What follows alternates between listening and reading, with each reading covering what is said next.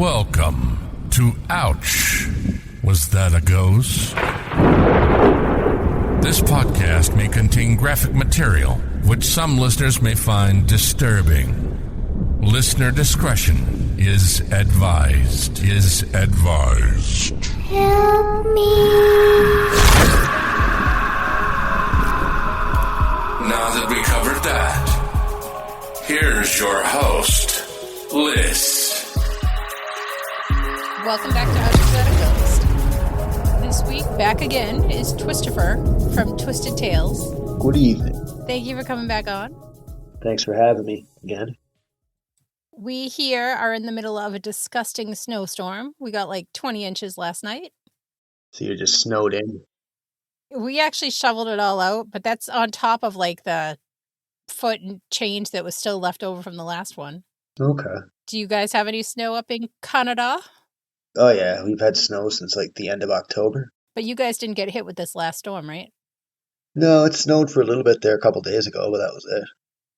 All right. I think we got some record-breaking numbers in Rhode Island. I think they hit like 20-something. I forget how many inches, but it was breaking records all over the place. We did it. Yes, for snow. I get the weirdest algorithms on TikTok, and they were saying how like Simpsons predicts everything, and they were saying there's going to be all these big snowstorms, and there's going to be power outages for like huge blackout everywhere. Freaking me out. Well, hopefully you don't go shack wacky. I don't go what? Shack wacky. Shack wacky? What is that, like house stir crazy? Yeah, that's it. There you go. That is so much better. Shack wacky. That is the word of the day. Such great fuckery. The best fuckery. Yes.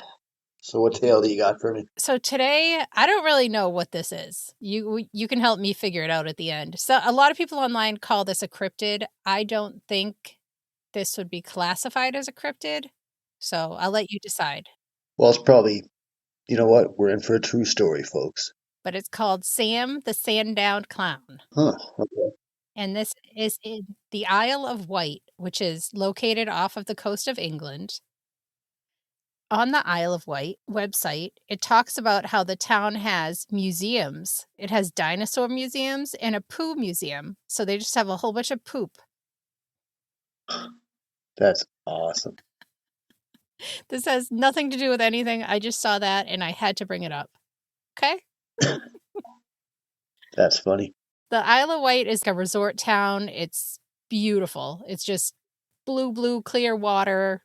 You know, it's all the carnival crap that they have on the beach, just filled with tourists. Oh, so it's like a circus. Not really a circus. It's just a super touristy town. Like people come for it's not vacation. What do they call it? For the holidays. To holiday. To go see the circus. Sure. On the southeast coast of the Isle of Wight is Sandown. And in 1973, something very peculiar happened. Dun, dun, dun. 2 children were playing by Lake Common. One of them was 7-year-old Faye, and there was also an unnamed boy who was about her age. So 2 young kids, about 7 years old. Huh.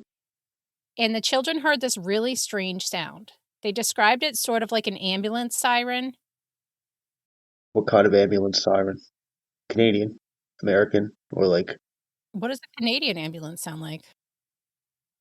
I got so many wee-woos in my head here. We'll play a clip.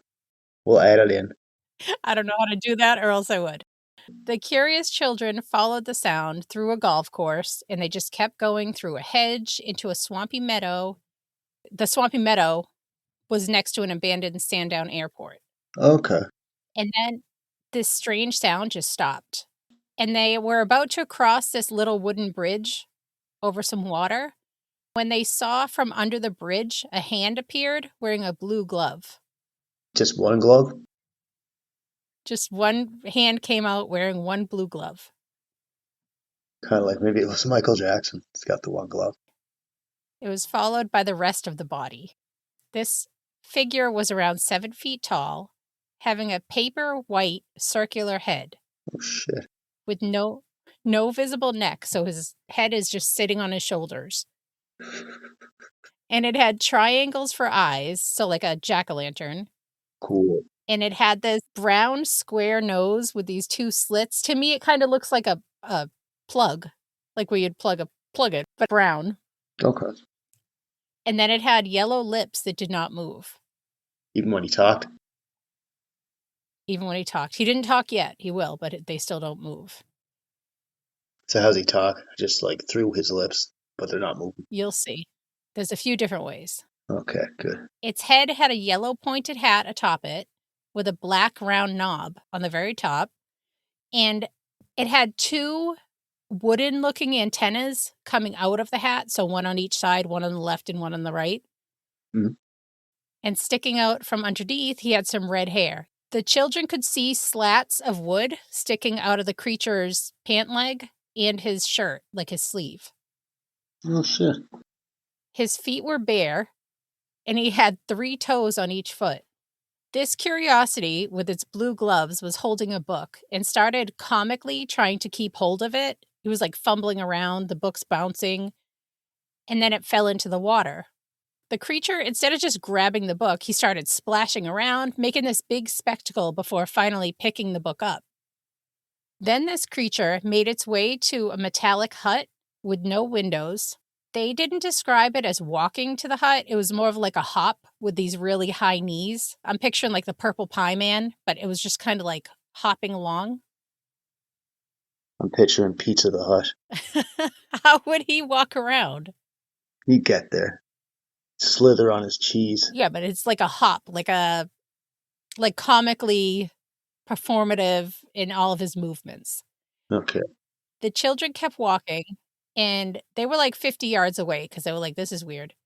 And then the thing just reappeared. This time, in addition to his book he was carrying a microphone. And that strange ambulance sound started up again. And the young boy was like, yeah, I'm good, and started walking away.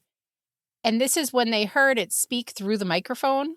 It said in a friendly voice, "Hello, are you still there?" So that's one way he talks, is through a microphone. That's pretty crazy. Then he took out a notebook and he wrote down a bunch of words. And as he pointed to each word, they were written out of order. So he would point to like the 5th word, the 2nd word, the 10th word. And Faye, the young girl, would read it out loud in the sequence that he pointed to. The message was, "Hello, I am all colors Sam." So by now he had used the microphone, wrote, and he had Faye read to communicate. Then he himself spoke. But the way he talked was like someone who was bad at being a ventriloquist. Like Trying to like throw his voice or whatever. his lips were shut the whole time he spoke. So it sounded like, like if you're talking like that. It sounded really muffled. And he continued to ask the children some questions about themselves. And then they asked him some back, like, why are your clothes all ripped? And he told them that he only had one set of clothes. Aw. And the kids asked, like, are you really a man? And he chuckled and said, no.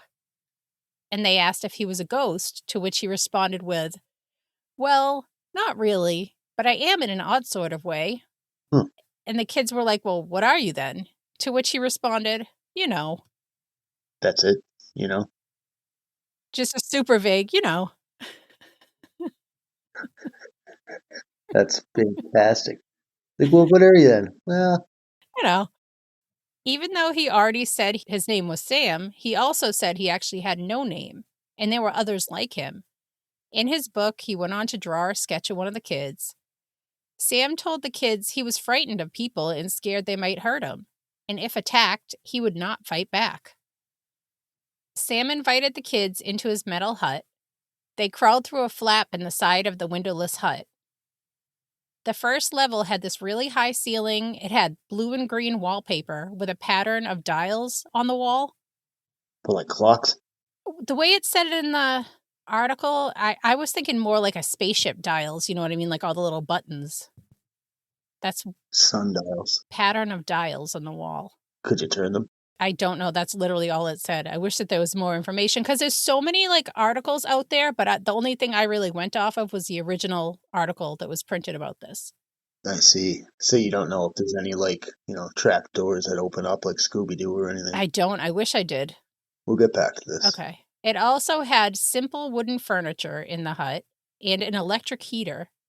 The second level was smaller with a metal floor, and like nothing was really going on up there. So he told the kids he had another place to stay on the mainland, but he didn't tell them where. Mhm. And he told the kids that he drank the river water once he cleaned it. And he ate berries that he would collect in the late afternoon. So he proceeded to take his hat off. He took a berry, he put it in his ear, and then he like thrust his head forward, and the berry disappeared and reappeared in his eye.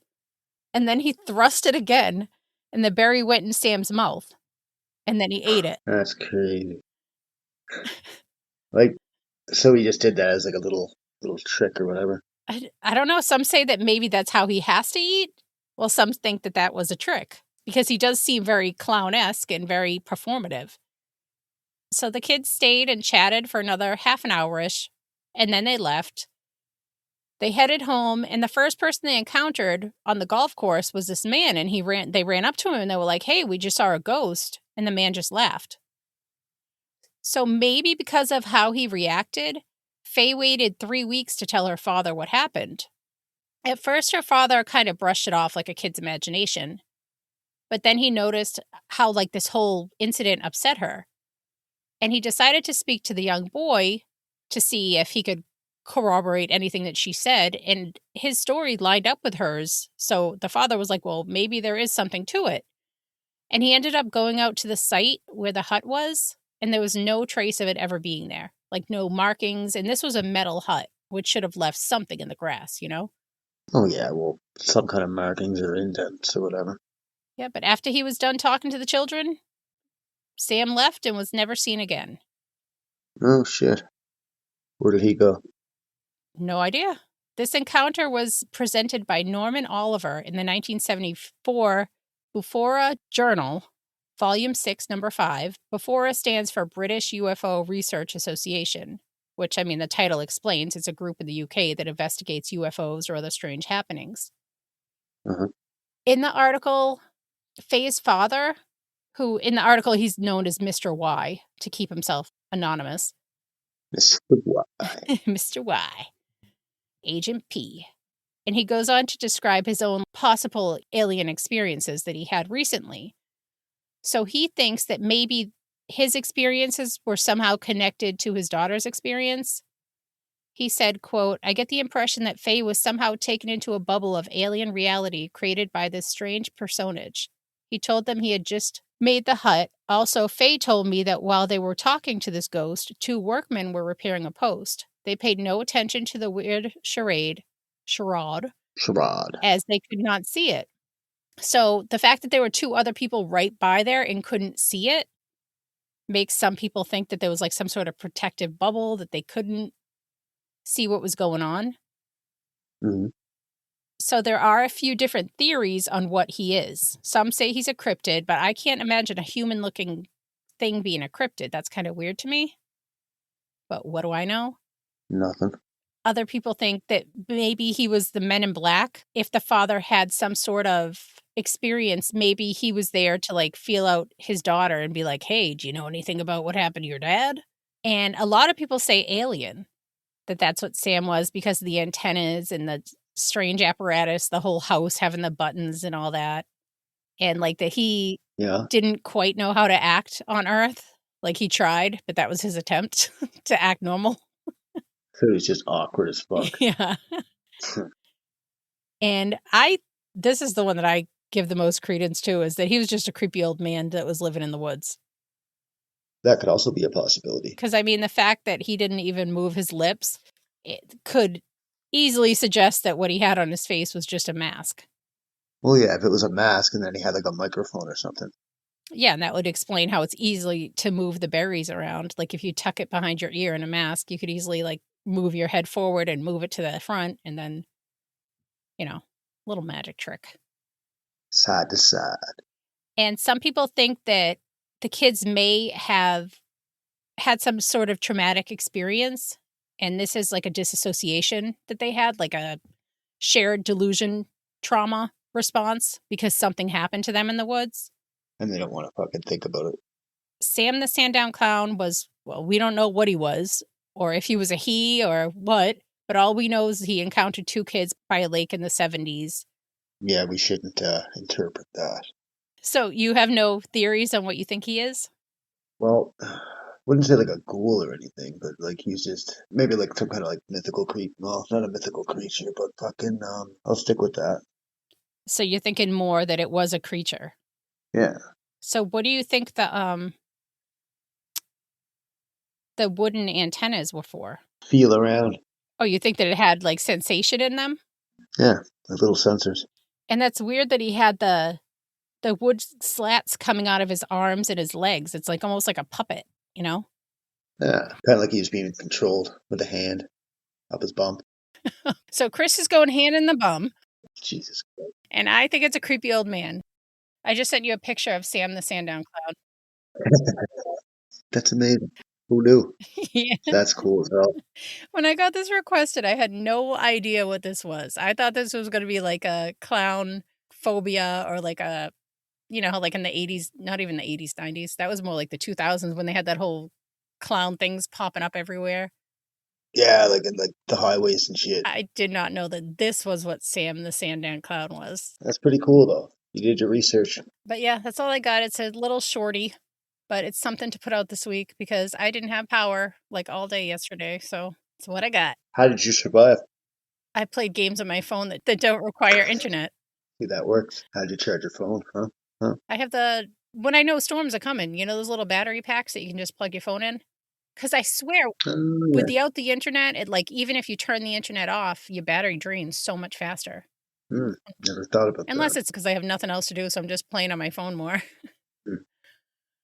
No, that was a good little tale. I appreciate the fucking, all the backstory and everything. Not a problem. Well, thank you so much for coming on, Christopher, and I hope that you guys get no more snow, and I hope that you don't have a blackout predicted by The Simpsons. One could only hope. Well, thank you everybody so much for listening, and I hope everybody stays safe, and I'm really jealous of the people that are in the nice weather places right now, because I am not. Neither am I. Till next time. Bye. Thank you for listening. If you need more content or just want to help support the podcast, head on over to patreon.com and search Ouch, Was That a Ghost? If you need some snazzy merch, you can find it at crowdmade.com by searching Ouch, Was That a Ghost? If you have a story you'd like to share, you can email it to ouchwasthataghost@yahoo.com. You can also find us on Facebook and all the other social media platforms under Ouch, Was That a Ghost? Help me. All links can also be found on ouchwasthataghost.com.